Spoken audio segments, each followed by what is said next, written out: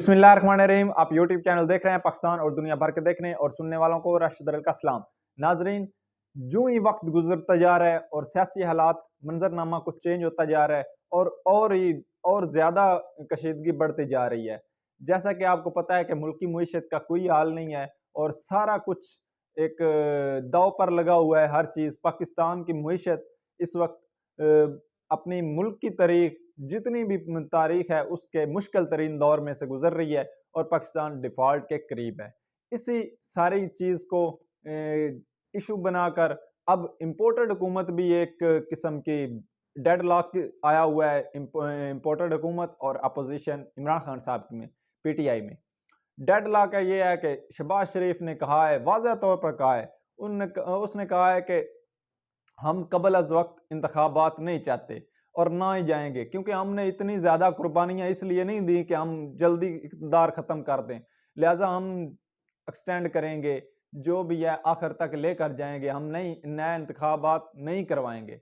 इसके बाद क्योंकि इमरान खान साहब ने भी कहा है कि इंतखाबात होने चाहिए, उनकी पहली शर्त ही बातचीत की ये है, तो इससे डेडलॉक पैदा हो गया। इसके बाद इमरान खान साहब ने अपनी नई स्ट्रैटेजी बनाई है और नई स्ट्रैटेजी के मुताबिक पहला मरले में वो कह रहे हैं कि हम जितनी भी मुहिम रैलियां निकाल रहे हैं इसको करेंगे, कन्वर्ट करेंगे जो इलेक्शन कैंपेन है उसमें, बल्कि कर भी दी है।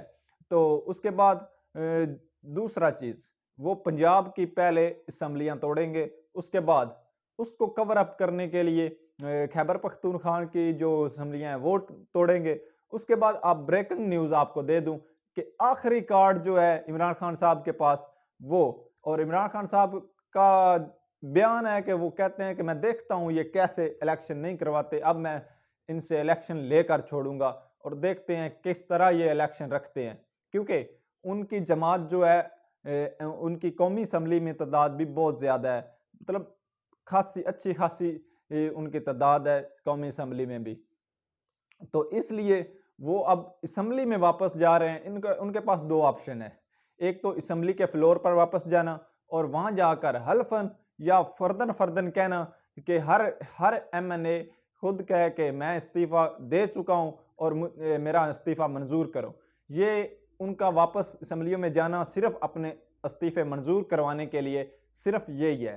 क्योंकि एक जो इस डिप्टी स्पीकर या स्पीकर असम्बली है वो उसने यही कहा है, सिर्फ उसने यही इशू बनाया हुआ है कि क्योंकि उन्होंने फर्दन नहीं कहा, लिहाजा कुछ लोग नहीं इस्तीफा देना चाहते, इसलिए मैं इस्तीफे नहीं मंजूर कर रहा।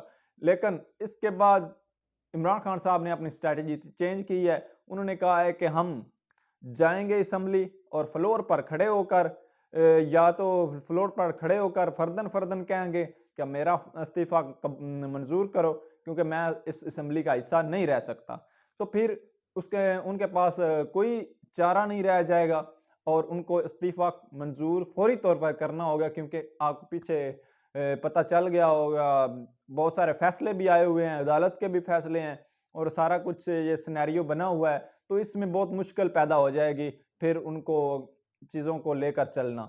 तो इतनी बड़ी तादाद में अगर एमएनएज भी इस्तीफा दे देते हैं और दोनों असम्बलियां में डिसॉल्व हो जाती हैं, तो फिर जनरल इलेक्शन तो हर सूरत बनेगा, हर सूरत। कोई 1% भी नहीं कह सकता कि फिर ज़िमनी इलेक्शन होगा। तो इस तरह का सारा मामला बन रहा है और सारी सिचुएशन बन रहा है। आपके लिए ब्रेकिंग न्यूज़ है कि 20 से 25 दिसंबर तक ये सारा प्रोसेस हो जाएगा। 20 से 25 दिसंबर तक ये सारा प्रोसेस होगा। ये ब्रेकिंग न्यूज़ है, ये याद रखिएगा। आज मैं कुछ चीज़ों में बिजी था, इसलिए रात वीडियो नहीं बना सका, ना ही कोई व्लॉग रिकॉर्ड करवा सका हूँ, बल्कि रात को नहीं, कल रात को भी नहीं आई थी मेरी वीडियो यूट्यूब के लिए, और इसलिए आपसे माजरत है। लेकिन उसके बाद वाली खबर पर आते हैं।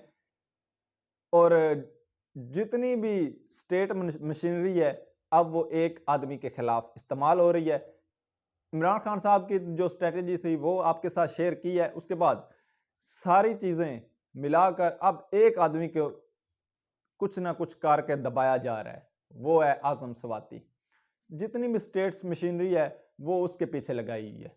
कभी उसको कहीं घसीटते हैं, कभी उसको कहीं घसीटते हैं। सिर्फ किस लिए? डर ये है, डर उनको सिर्फ ये है कि ये बंदा बाहर आकर चुप नहीं बैठेगा, ये बंदा हमें एक्सपोज कर देगा, ये बंदा सारा कुछ बता देगा, कौन कौन था, किस किस ने मेरे साथ जुल्म किया और क्या क्या कुछ किया मेरे साथ। तो इसलिए सारी स्टेट मशीनरी को वो घुमा रहे हैं, सारा तरीके इस्तेमाल कर रहे हैं और सारा कुछ कर रहे हैं, सारी ताकत इस्तेमाल कर रहे हैं कि उसको बाहर ना आने दिया जाए। लेकिन देखते हैं कब तक ये सारा कुछ ऐसे मामलात संभाले रखते हैं। अब शिकंजा टाइट होने लगा है और इमरान खान साहब का पहले भी आपको बयान बता चुका हूं कि उन्होंने कहा है कि मैं देखता हूं कि कैसे ये इलेक्शन नहीं करवाते। बहुत हो गया बातचीत वाली मामलात, बहुत मुज़ाकरात के लिए कहा लेकिन नहीं माने। अब मैं इनको दिखाऊंगा कि आप कराओगे इंतखाबात या नहीं। देखते हैं कितना किस जानब ये हालात जाते हैं और मुल्क की मईशत का आपको पता है कि क्या कुछ हो रहा है। लेकिन एक चीज़ और आपको बता दूं कि 77 तादाद हो गई है जो वफाकी काबीना है उसकी। इसमें से बहुत बड़ी तादाद है वजीरों की जिनको पता ही नहीं है कि मेरा कि किस चीज़ का मैं वजीर हूँ, मेरा काम क्या है। सिर्फ प्रोटोकॉल लेने के लिए, तनख्वाहें लेने के लिए सारा कुछ, और वैसे कह रहे हैं कि हमारे मुल्क की मईशत ख़राब है और सारा बोझ मुल्की ख़जाने पर है और 77 के करीब ये वजीरों की फ़ौज है और वो रखी हुई है। वो आते हैं, खाते हैं, पीते हैं और पेट्रोल इस्तेमाल करते हैं, तनख्वाहें लेते हैं और सारा प्रोटोकॉल इस्तेमाल करते हैं, चले जाते हैं। उनको पता ही नहीं है मैं किस चीज़ का वज़ीर हूँ, सिर्फ वज़ीर हूँ।